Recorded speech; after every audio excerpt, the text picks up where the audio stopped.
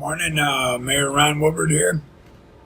Today I'd like to share a few of the new business ventures going on in the City of Fulton and allow people to understand, and if you have any questions, why you can always call City Hall. I think everybody knows now we have a new Taco Bell, and I will tell you that it is well used. I've been there a few times and had 45-minute waits in the drive-through, and that continues.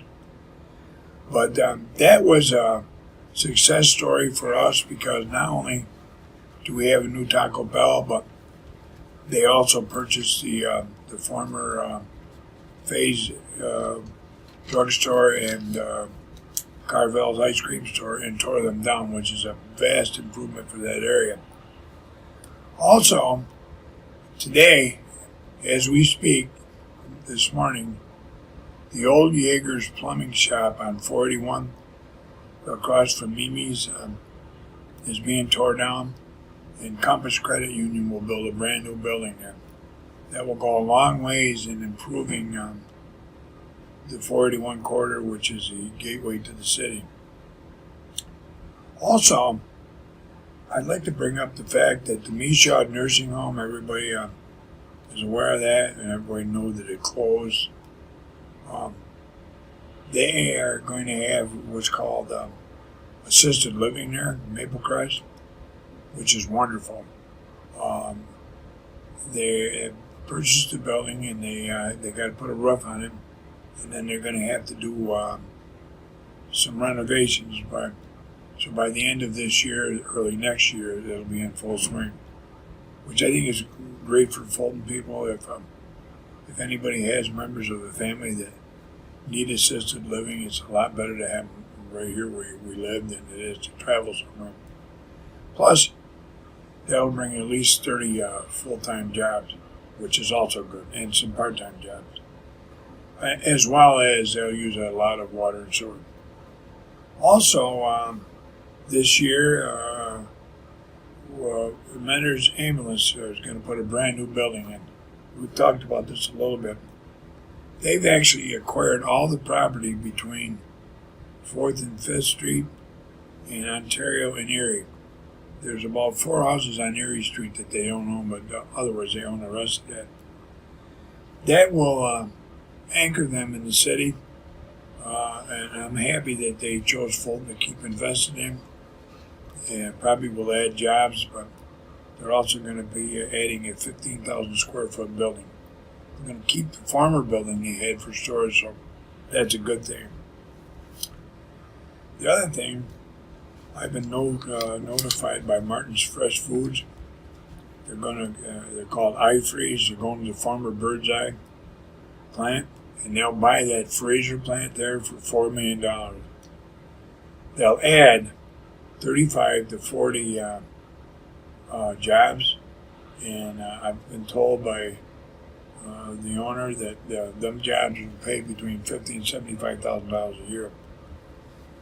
And the other thing, right now they're working with CSX and Iroquois Railroad, and if they can restore the rail there, they plan on bringing a fresh pack there and adding a building, or taking the former Birdseye building and adding another 100 jobs. This would be wonderful for the area, good for the tax base, good for water and sewer, just good all the time around, especially the jobs. And the final thing I want to talk about is Addis Innovations from Milton, Georgia. They're purchasing the ethanol plant just outside the city of Fulton,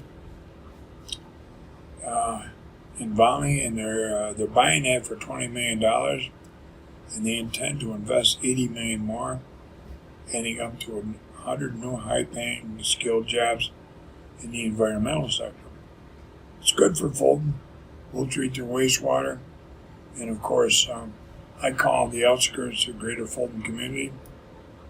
So that means that it'll give Fulton people in this area an opportunity for jobs. All these things are good for Fulton, and it looks like we're heading in the right direction. I'm happy that we have all this business interest in our city. That's a good sign. If anybody has any questions on any of this stuff or need any contacts,